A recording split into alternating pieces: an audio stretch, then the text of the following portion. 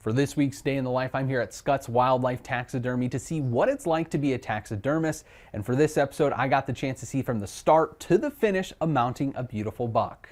If you're looking for a place to have your trophy mounted, look no further than Scott's Wildlife Taxidermy. The owner, Mark Scott, has more than 20 years of experience under his belt and has passed on those skills to his daughter, Carissa, who works there part-time. She's getting older now and doing her own things in life, so this is our time to spend together, and we get to spend a lot of time at work. And so I love the fact that she's into that part of my life. For this episode, they allowed me to tag along as they mounted a 9-point buck that was taken off of a property in North Dakota. To make this monster any nicer, the antlers were still covered in velvet. This is like a legendary, oh my gosh. I could not imagine seeing this. The first step in the process is when a customer walks through the door and drops off an animal. They will pick what type of mount they want, how the animal will be positioned, and the price. Once the paperwork is done, the pelt is sent to a tanner and the skull is cleaned out. After we get it back from the tannery, we'll do what we call it prepping, where I will go through and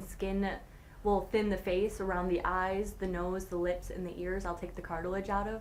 After that, they select a deer mold based off of measurements and glue on fake eyes. While those are drying, they use clay to mold the deer to look as real as possible. Fake ears are added and the mount is covered in glue so the pelt can be slipped on.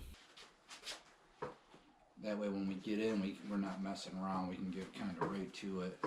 We really do have like an assembly line. Carissa will then sew the pelt to the mount while her dad is using a tool to sculpt the deer. This will not only make the buck look better, but will also hide the white parts of the pelt. So now I go through, and you see this little extra skin here. This will actually get tucked underneath that clay. And this will start to give us the shape of our eye. And that will hold that in place. That clay. In just a few hours, we went from this to a complete mount. Their work has not only helped hunters across the state celebrate their trophies, but has also won them some awards. So we went the next year and competed, and she won a bunch of stuff in the youth division, and I won some stuff in the novice division.